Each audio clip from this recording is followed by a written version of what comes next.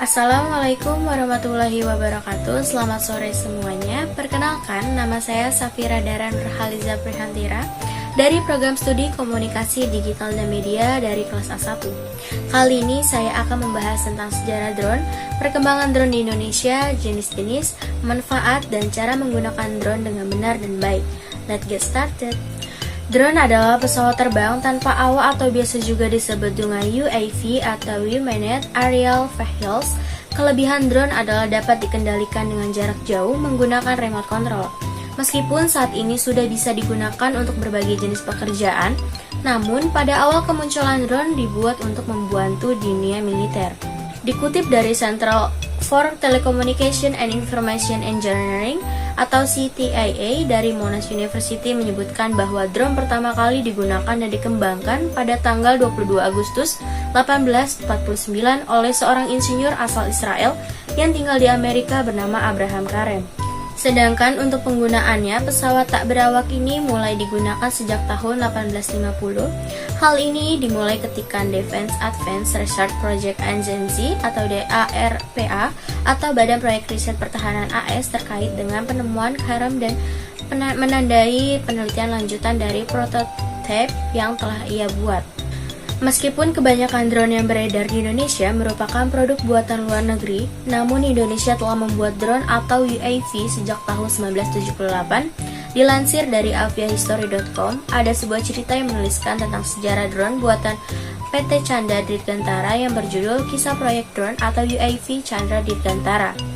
Di tahun tersebut, PT Chandra Dirgantara bekerja sama dengan Lembaga Penerbangan dan Antariksa Nasional atau LAPAN yang dipimpin oleh staf teknik Soeharto dan membuat drone dengan kode XTZ_1. Drone tersebut dibuat untuk tugas mengintai dan pemotretan. Menggunakan mesin tunggal dengan pilot kamera yang dikontrol lewat RC Futabo 6 channel yang dimodifikasi.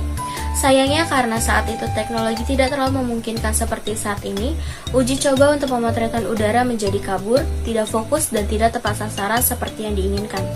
Sedangkan untuk drone yang digunakan untuk kebutuhan syuting film, fotografi, dokumentasi, dan lainnya mulai masuk Indonesia sejak tahun 2000-an, dan dibentuklah tim asosiasi yang beranggotakan PT Dirgantara Nasional, LAPAN, BPPT, dan Lembaga Elektronik Nasional untuk mengembangkan pesawat tanpa awak satu ini.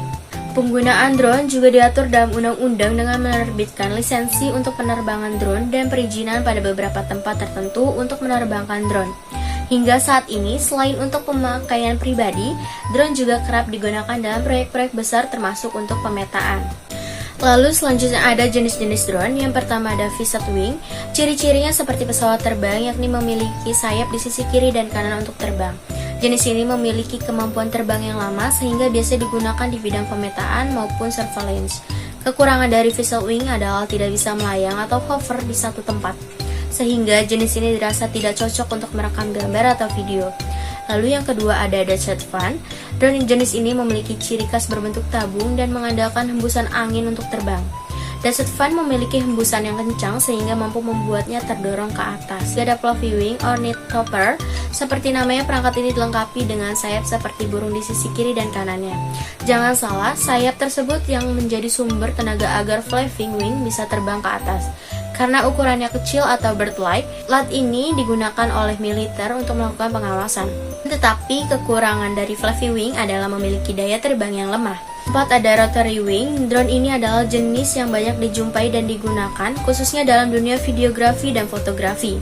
Rotary wing terbagi menjadi 2 jenis, yaitu single rotor atau satu mesin penggerak dan multi rotor lebih dari satu mesin penggerak.